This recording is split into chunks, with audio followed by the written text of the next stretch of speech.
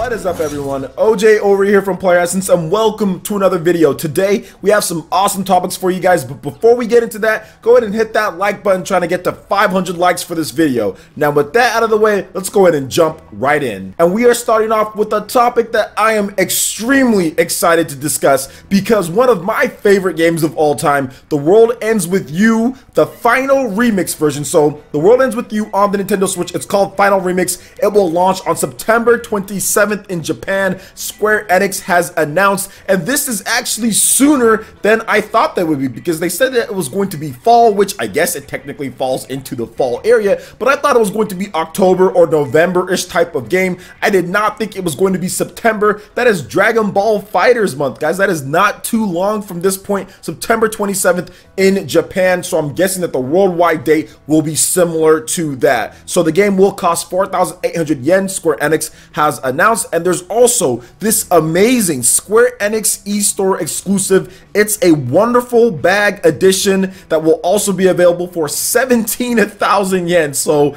it's pretty expensive, guys. And it includes the following: a copy of The World Ends With You Final Remix for the Nintendo Switch, a mini soundtrack, art book, stylus pen, Neku acrylic stand, Maki e-stickers, 10 badge sticker set as well. Now, The World Ends With You Final Remix, guys, is fantastic. Trust me, it is an amazing game. If you have not played this title on the DS, you're going to be in for a treat if you pick it up on the Nintendo Switch. And personally, for me, when it comes to the controls, I think I'm going to like the Final Remix controls, being able to use buttons and not having to use two screens and having one on a stylus and one on the D-pad. To me, that was the only kind of cool thing about, like, The World Ends With You on the DS, but at the same time, it kind of got like annoying after a bit, for me at least. So here are the new features with the Switch version of the game, The World Ends With You Final Remix. You have the system, beautiful graphics through HD resolution support, touchscreen and Joy-Con controls, so there you go, buttons for everyone, including local battles using one Joy-Con each are also supported as well, which I didn't even know there was a local battle mode in the game, but there you go. Maybe they added that one in later, or maybe I just didn't understand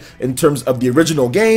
The new scenario with an appearance of new Reapers, so get to the core of the story that is yet to be told, so they are adding in some extra stuff in there, so I really like the fact that they're doing that. And then background music as well. You've got new song and arrangements by composer Takaharu Ishimoto, as well as high quality versions of the original songs. You can switch between the original songs and the arranged songs in the game, so this is definitely a deluxe version of this title, and a game that enough people didn't pay attention to back when it came out. I think this is finally going to be The World Ends With You's reckoning when it comes to the recognition and sales it's going to get. A lot of people are going to go out there and get this one, I think, at this point, because everyone's heard about The World Ends With You. You see the characters in, like, let's say Kingdom Hearts, for example, Dream Drop Distance. You see Neku and everything, and some people are like, where's this character from? And we're finally getting that on the Nintendo Switch. And yes, the game originally did come out on the DS. DS was very popular, but at the same time, it was just a different time period when it comes to it. I think the Switch is going to have a lot more emphasis on the RPG aspects of it, and not being able to play the game in such a weird way. I mean, you have touchscreen controls,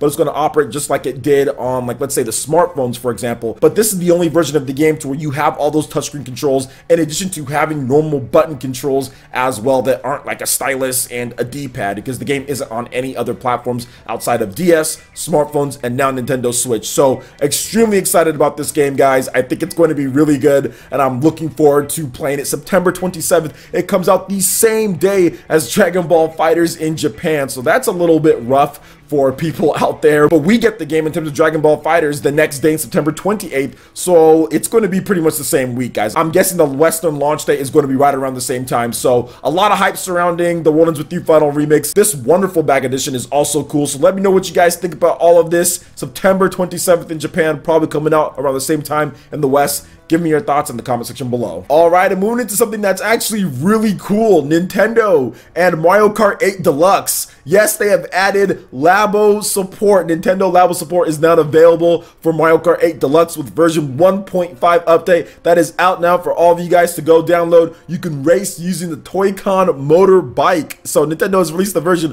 1.5 update for Mario Kart 8 Deluxe, which adds the aforementioned support for the Toy-Con motor bike. From the Nintendo Labo Toy-Con 0 01 Variety Kit. Now, in a press release, Nintendo said Mario Kart 8 Deluxe is the first game outside of the Nintendo Labo software to receive Toy-Con support, and more titles will be compatible with Nintendo Labo in the future. So Nintendo just isn't stopping here with Nintendo Labo. They are going forward with Mario Kart 8 Deluxe, and I think this is going to be a big boost when it comes to Nintendo Labo sales now that it has official Mario Kart 8 Deluxe support. So here's the full list of changes from the patch. Now it supports the use of Toy-Con Motorbike from Nintendo Labo. We know about that. You can set whether or not to use the Toy-Con Motorbike from the Toy-Con settings in the top menu. At the screen right before the game begins, please set the Joy-Cons inside the Toy-Con Motorbike. When using the Toy-Con Motorbike, the camera will look over the character's shoulder, increasing immersion. Press the downward direction button to play normal view again. Addressed an issue after setting up a tournament. The search by code feature would stop functioning. Addressed an issue made it impossible for a player to proceed after colliding with a star thwomp.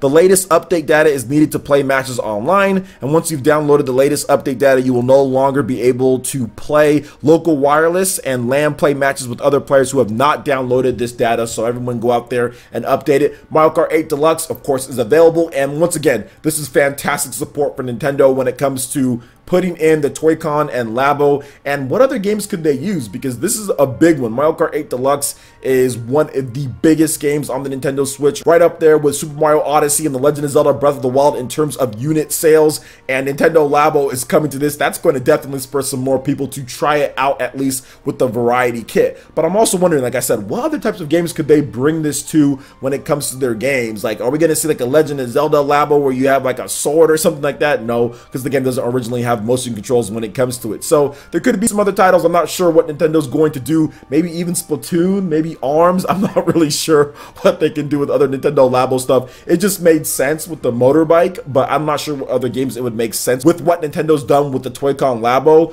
itself, the Variety Kit. But hey, this is definitely good news for Nintendo supporting Labo post-launch. I also wanted to kind of put in there that Nintendo did say that Labo met their sales expectations. Some people were trying to say that it was going to be a flop, or some people were actually saying that it was a flop based on the Japanese sales and not even really based on the actual unit sales, but the comparison to what Nintendo shipped. So they were looking at the ship numbers and saying, oh, since they didn't reach a certain threshold in their own minds in terms of how much they felt that it should have sold from the percentage, therefore it was a flop, which is not true. That was clickbait 100%. Nintendo did say that they met their sales expectations, and it's cardboard at the end of the day with some software thrown into there, and any of the other support that we're seeing here is just going to be updates to existing software that can help move the Nintendo Labo. So definitely not a flop at this point, guys. Met sales expectations, and I think that Nintendo's going to continue on with this Labo stuff just because it's cheap, it's effective, it gets more people interested in Labo first and foremost, and then the other games as well, because some people might want to race with a motorbike on like Mario or something like that. So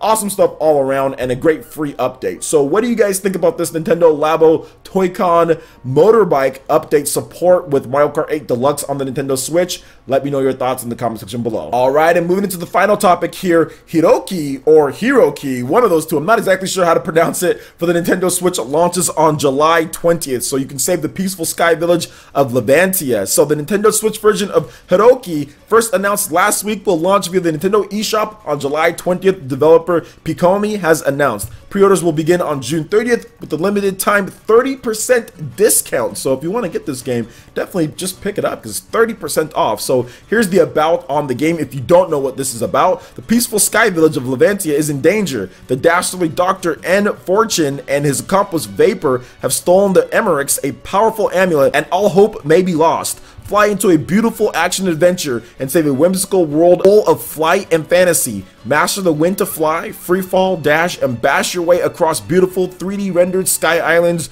jungles, seas, and deserts. Here are the key features of the game: 10+ hours deep gameplay, fly, free fall, and fight with the help of a wind and a propeller.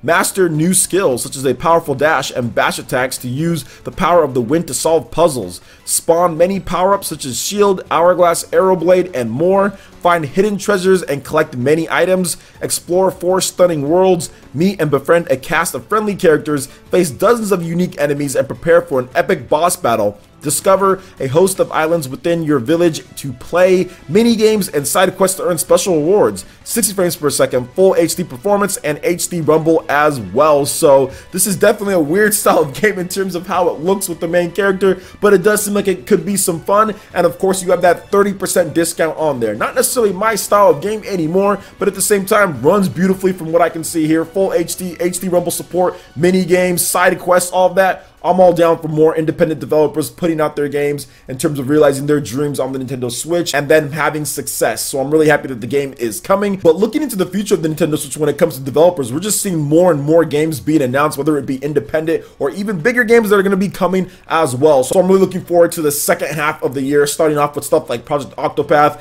We have Ys 8, Lacrimosa of Dana this week. We have Wolfenstein 2, Crash Bandicoot, Insane Trilogy. There's just a number of games incoming to Nintendo Switch, and I'm very happy that these titles are coming over. And then looking forward, like I said, to the next half, obviously Shining Resonance Reframed. People are looking forward to that game based off of the demo. Then also Project Octopath, like I mentioned, and Captain Toad Treasure Tracker 2. Mario Tennis Aces just launched. A lot of content, and even going into August, Monster Hunter is coming as well. So great stuff for this summer. There are too many games to play, in my opinion. I just have so much stuff. Got to get on that Ys 8, Lacrimosa of Dana. Got to get on Crash Bandicoot. Still need to pick up Mario Tennis, and Wolfenstein is going to be in my backlog as well eventually once I get to that game. So a lot of good stuff, guys, and I'm looking forward to all the different content coming to Nintendo Switch. So what do you guys think about all the different articles here, from Hiroki to Mario Kart 8 Deluxe, Labo Support, and also The World Ends With You? That's my big one, September 27th in Japan, hopefully right around that time when it comes to the US and Europe. Let me know your thoughts about all this, comment section below. Alright, Ninja, that wraps it up for this video here. Go ahead and check out the links in the description below. We got Facebook and Twitter. Go ahead and give us a like and a follow on our social media.